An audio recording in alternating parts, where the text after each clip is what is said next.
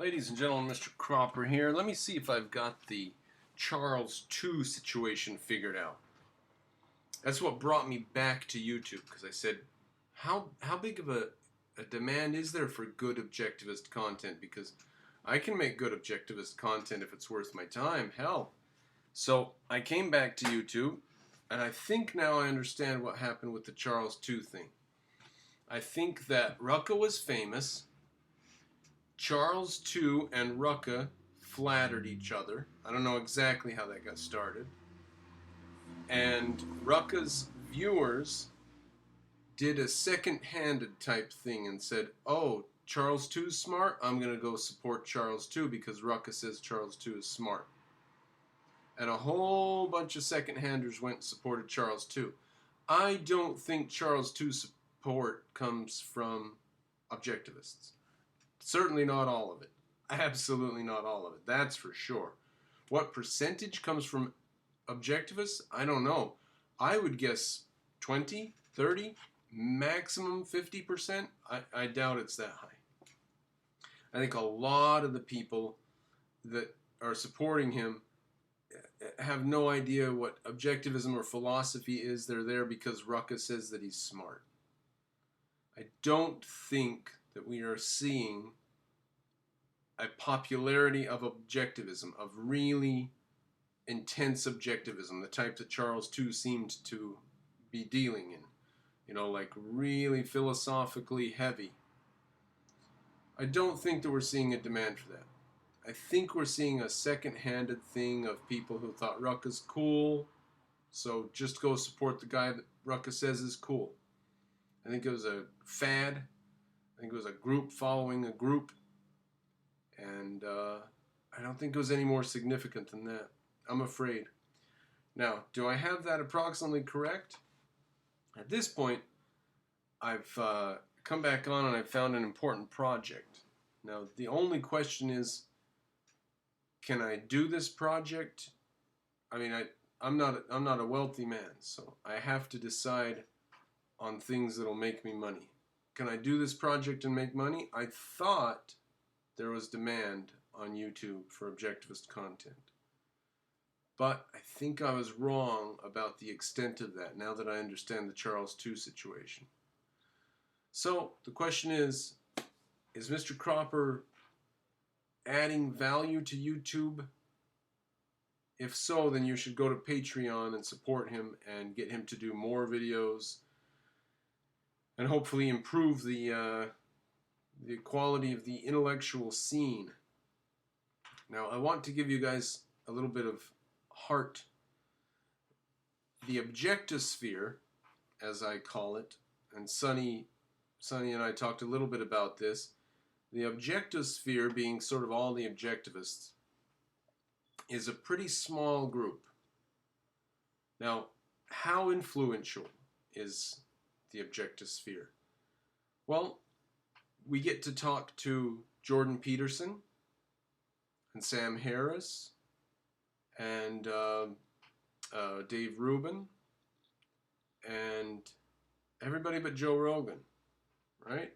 The objectivists get to talk to everybody. How many degrees of separation are there between the person watching this video and Jordan B. Peterson? Not too many, because a lot of us have been to Yaron Brooks' talks or someone else's talks who sat on the stage with Jordan Peterson. So we're not too far separated from Jordan Peterson on a 1 to 1, 6 degrees of separation. I'm 3 degrees of separation from Jordan Peterson, or 2, however you measure. So what the objectosphere does and says and believes and argues about is very, very important to the intellectual scene of the Western Hemisphere,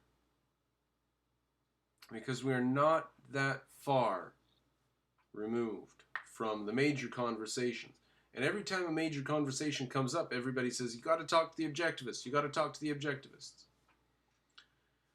Now, we can't keep on letting the objectivists make a fool of us like this, saying this garbage about open borders and stuff like this. That's insane.